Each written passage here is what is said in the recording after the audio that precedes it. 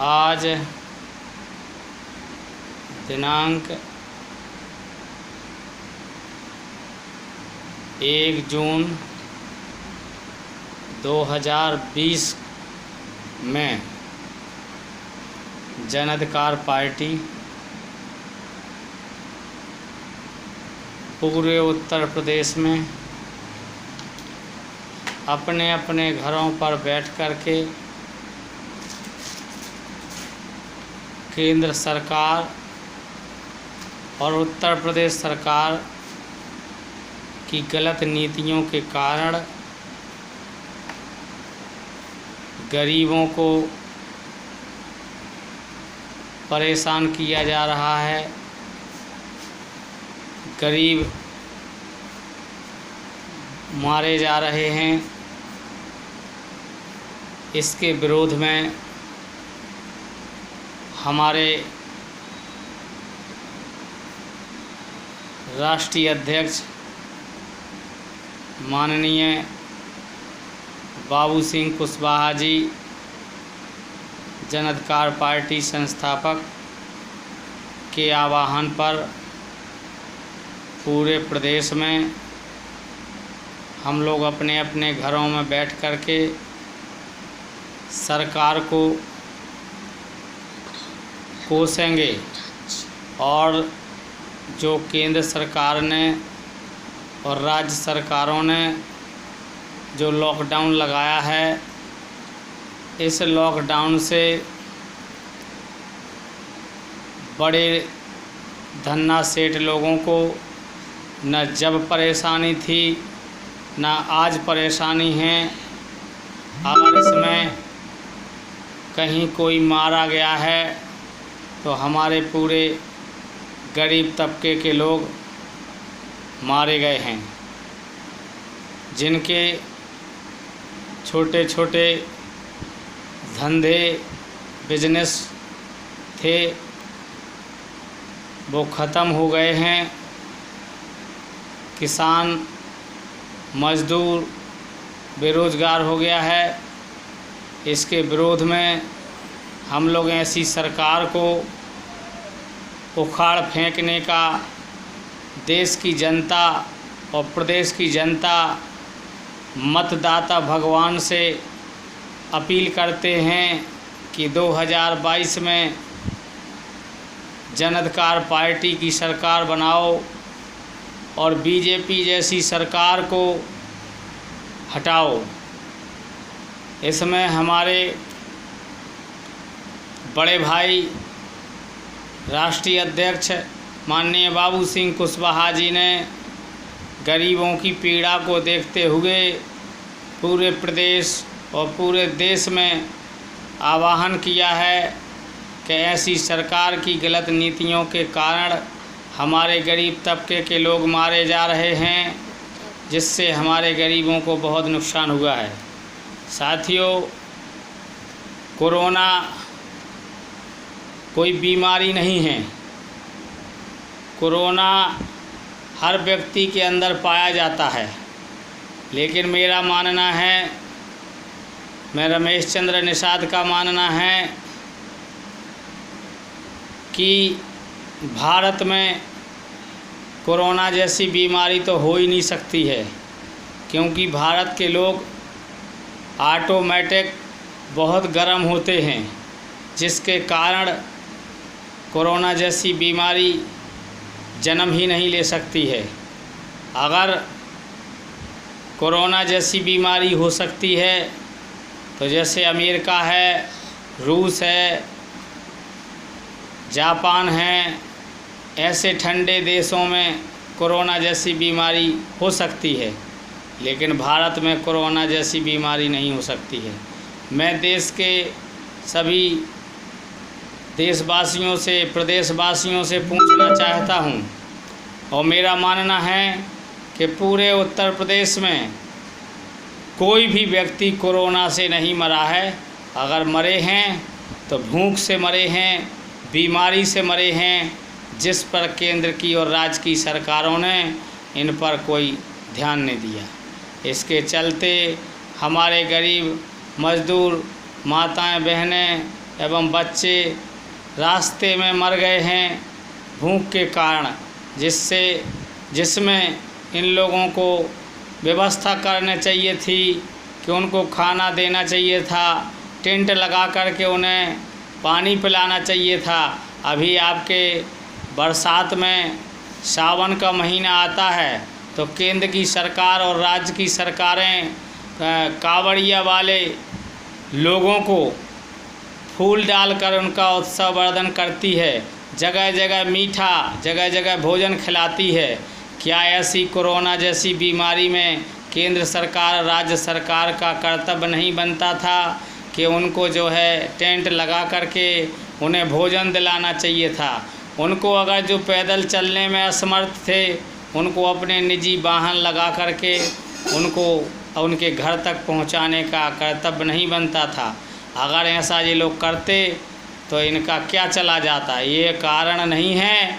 कारण यह है कि गरीब जो है सदा सदा तक सदियों तक याद रखें कि मोदी की सरकार आई थी, योगी की सरकार आई थी, जिसने गरीबों में इतनी लाठियां मारी थी कि वो ज़िंदगी में कभी बीजेपी के खिलाफ आंख उठा के ना देख सकें। ऐसा इनने जो है वही किया है जो मनुस्मृति में लिखा था कि ढोल गवार सूत पशु नारी ये सब ताड़न के अधिकारी, अहीर गड़ारम सूत चमारम बिना गुनाहम पंच पनाहम। अगर ये लोग गलती नहीं भी करते हैं तो इनमें 5 जूता पड़ना चाहिए कि ये सीधे रहें, राइट रहें और अपने रास्ते पर चलें। यही इन लोगों ने किया। बाबा साहब अम्बेडकर साहब ने भी कहा था 1949 में जब भारत का संविधान लिखा जा रहा था कि एक दिन कोहराम होगा, तो कोहराम तो नहीं हुआ है लेकिन कोरोना ज़रूर हो गया है। कोरोना का मतलब है गरीबों के साथ छुआछूत करना, भेदभाव करना, एक दूसरे से हाथ न मिला सकें, और कोई आने वाले जो राजनीतिक चुनाव होंगे उसमें कोई राजनीतिक दल रैली, महारैली, जनसभाएं ना कर सकें। इसके कारण इन लोगों ने ये कोरोना जैसी बीमारी बता करके देश की जनता को बेवकूफ़ बनाया है। मैं अपने देश की जनता से अपील करना चाहता हूं कि आपके अभी वोट में दम है, आपका भी अधिकार है। आप लोग अगर सही अपने वोट का उपयोग करेंगे तो ऐसे गद्दारों को उखाड़ फेंकिए जो आने वाले समय में ये कभी आपके सामने जुर्रत ना कर सकें। मैं अपने जो है समुदाय के उन नालायक नेताओं से कहना चाहता हूं जो अन्य दलों में हैं कि तुम में थोड़ी सी भी शर्म हो तो जनअधिकार पार्टी में आइए और आकर के अपने भाइयों को उठाइए जो सदा सदा तक निषादों, कुशवाहा और मौर्य तमाम जाति में बांटे हुए लोगों की जो राजवंश था, नांग वंश था, जो इन मनवादी बीजेपी के लोगों ने छीन लिया है, उसको वापस लाना है। हमारे अशोक सम्राट का जो राज था उसको वापस लाना है।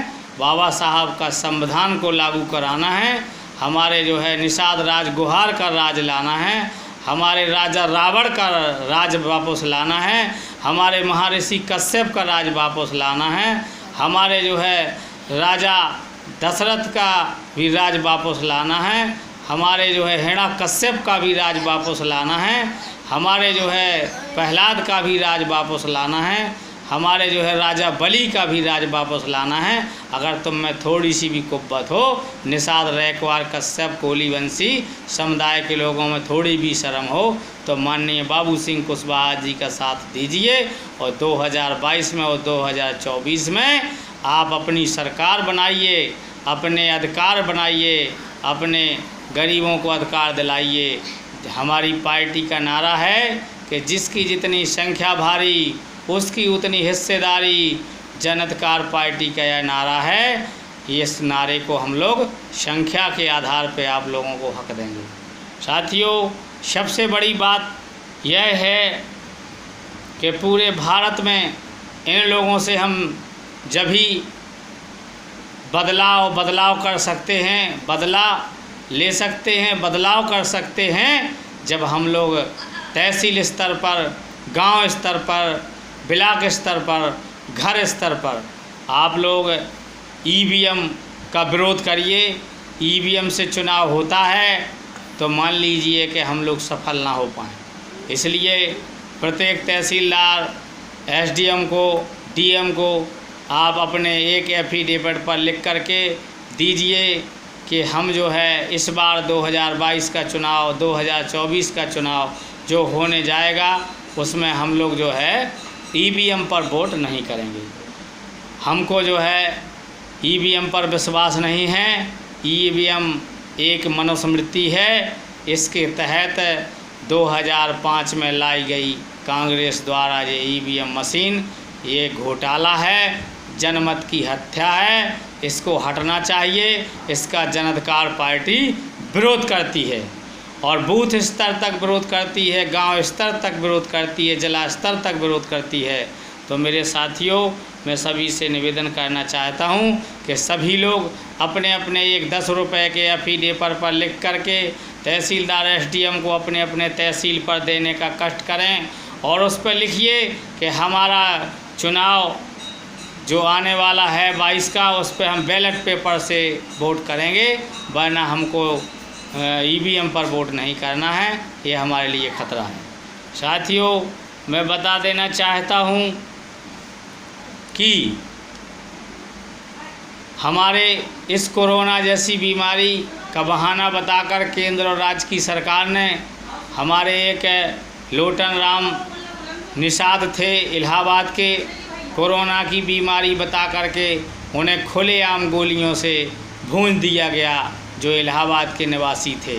इसी तरीके से हमारे देश की फूलन देवी को भी मारा गया था।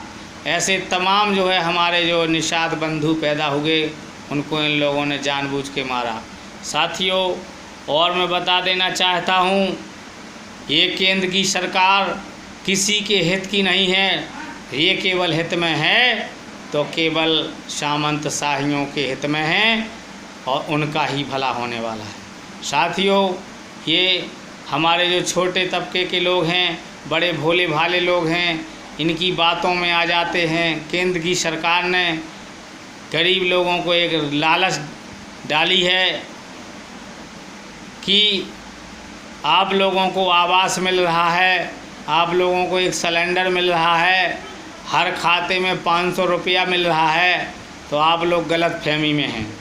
इस लालच को बदल डालिए।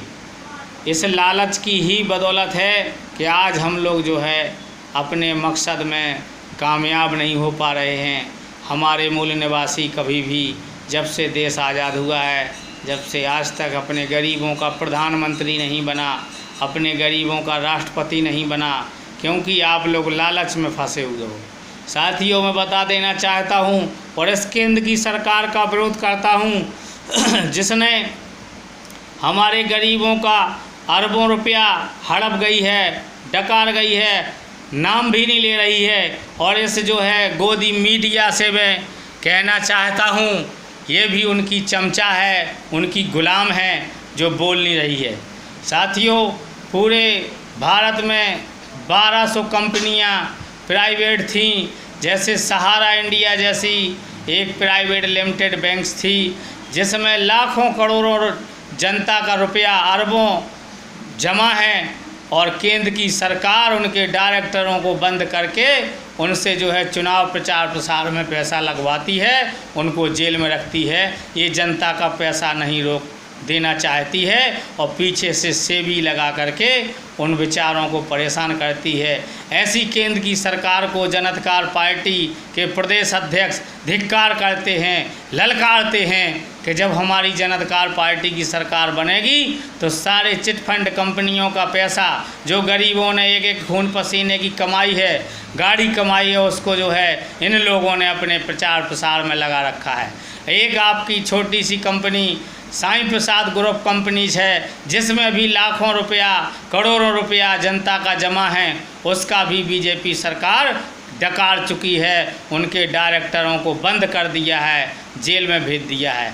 ऐसी तमाम कंपनियां हैं जिसका ये पैसा जो है डकार चुकी है। और देश का प्रधानमंत्री, देश की जो है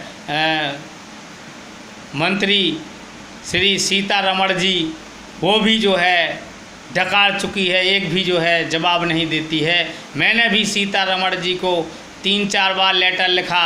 मैंने भी देश के प्रधानमंत्री जी को 3-4 बार लेटर लिखा कि इन गरीबों का पैसा लौटाइए। ये गरीब लोग जो है भड़भड़ा रहे हैं, परेशान हो रहे हैं, बैंकों को कूद रहे हैं, एजेंटों को मार रहे हैं, एजेंट आत्महत्या कर रहे हैं, फिर भी इनके कान में सुनाई नहीं देती है, ना कोई लेटर का जवाब देते हैं। साथियों, सब कुछ लुट गया है आप लोगों का। अगर आपके पास कुछ बचा है तो केवल आपका वोट बचा है।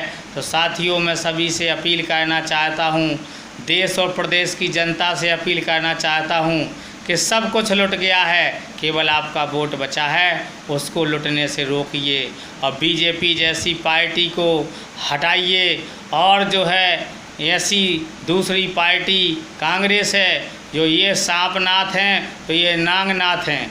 यूपी में, उत्तर प्रदेश में मायावती और मुलायम सिंह अखिलेश हैं, ये दोनों लोग भी उसी तरीके से हैं। देश की जनता के लिए आवाज़ नहीं उठा रहे हैं, आंदोलन नहीं कर रहे हैं। इन्हें डर है कि सीबीआई कहीं ऐसा ना हो कि हमको उठा के बंद कर दे, या सीबीआई हमारे पीछे लगा दे तो जो हमने पैसा उगाई की है वो जो है सारा चला जाए।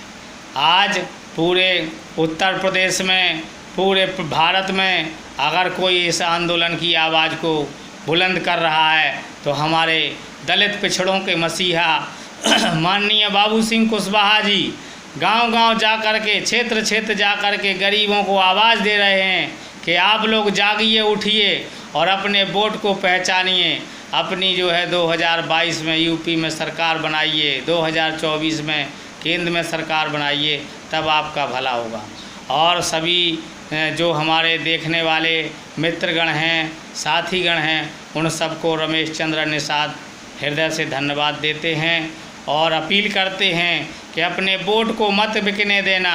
जो लोग अपने वोट की रक्षा नहीं कर सकते हैं वो कभी अपनी बेटी बहू की रक्षा नहीं कर सकते हैं। जो अपने वोट की रक्षा नहीं कर सकते हैं वो कभी अपनी समाज की रक्षा नहीं कर सकते हैं। जो लोग वोट की रक्षा नहीं कर सकते वो कभी अपनी बहन बेटी की रक्षा नहीं कर सकते हैं।